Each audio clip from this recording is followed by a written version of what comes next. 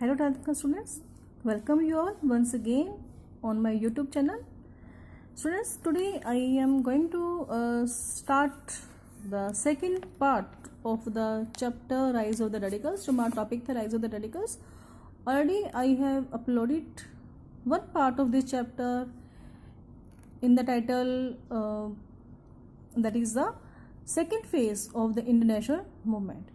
And after this I uploaded the partition of Bengal in the 3 videos, and now this is the second part, Rise of the Radicals. In the first part I tell you about the causes for the rise of the radicals, and in this I discuss the beliefs of the radicals, objectives of the radicals, and then what were the methods adopted by the radicals to fought against the Britishers. First of all, students, the belief of the radicals. So first point is they believed in the vigorous political action. अब देखो, they believed in a vigorous political action. Vigorous means it's strong. They believed in a strong political action and continuous struggle to achieve Swaraj. अब जो ये radicals थे वो चाहते थे कि एक जो strong action हो against the Britishers, and they wanted a continuous struggle.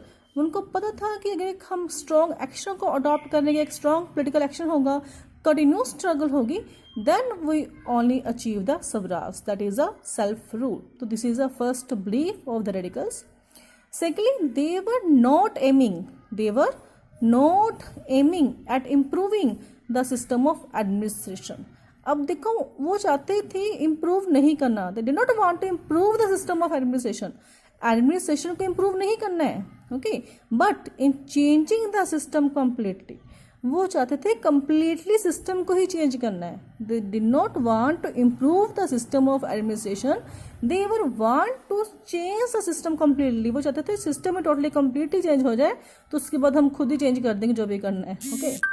After this they knew that the Britishers were interested only in their own well being. अब उनको पता था कि जो ब्रिटिशर्स हैं ओनली अपने खुद के लिए बेनिफिट के लिए ही इंडिया में वर्क कर रहे हैं. वो इंडिया में आए हैं अपने बेनिफिट के लिए, not for the welfare of the Indians. So they held the British responsible for the downfall of the Indian culture.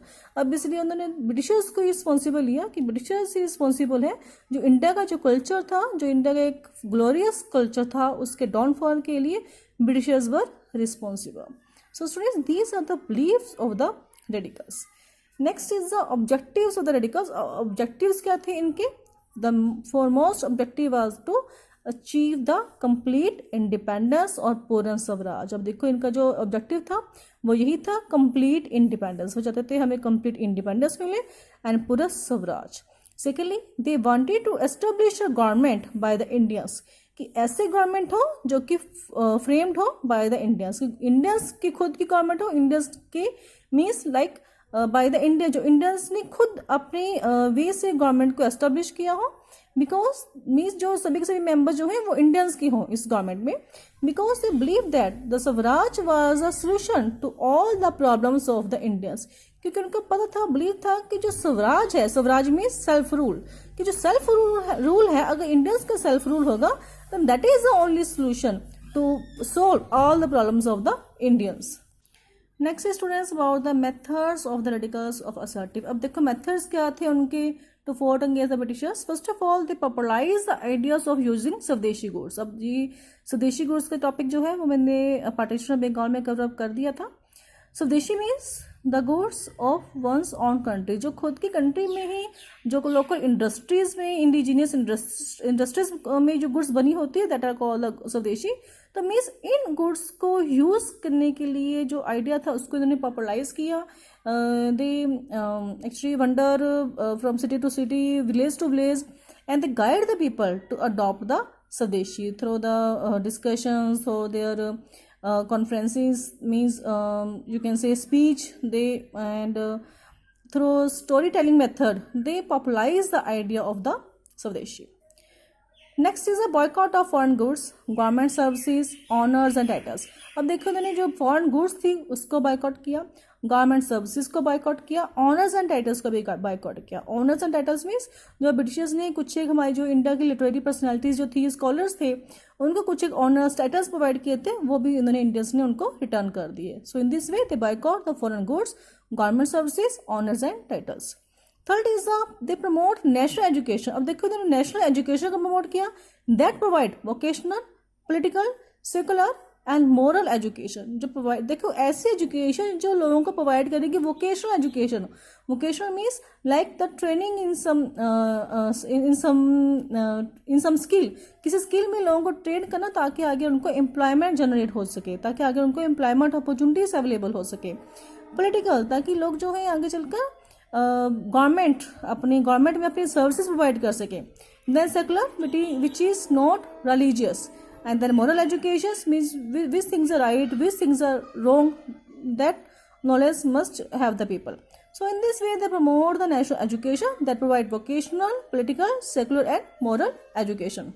Next point is instill confidence in people by reminding them of India's glorious past. अब देखो लोगों में confidence increase करना, उनको past जो हमारा बेटा glorious past था, by reminding the people about India's glorious past by celebrations of Ganpati, जैसे हमारे जो गणपति सेलिब्रेशन होता है, गणपति विसर्जन होता है, शिवाजी फेस्टिवल जो थे, ऐसे फेस्टिवल्स, होली है, ऐसे फेस्टिवल्स को अब इन्होंने स्टार्ट किया सेलिब्रेट करना। In this way this instil the confidence among the people about the glorious past.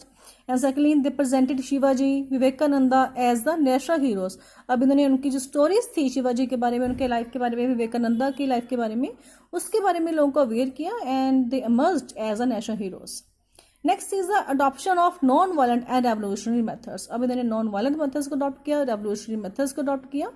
And then they form the some of the secret societies like Anushilan Samiti, Mitra Mela were set up. तो ऐसे secret societies को setup किया गया which adopt the non violent methods.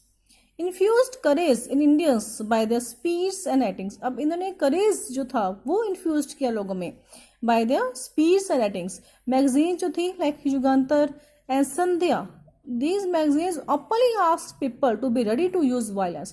अब यहाँ पे लोगों का करेज इन्फ्यूज किया गया कि आप कभी भी जो है आपको रेडी होना पड़ेगा टू यूज वायलेंस, आपको वायलेंस क्रिएट करना पड़ेगा किसी भी time.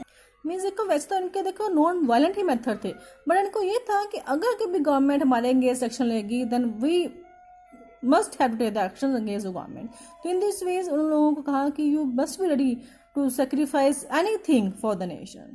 Okay students, so these are the methods of the radicals of assertives, and this is enough for today. And next video I will tell you what about the achievements of the radicals and assertives. Have a nice day. Goodbye all of you.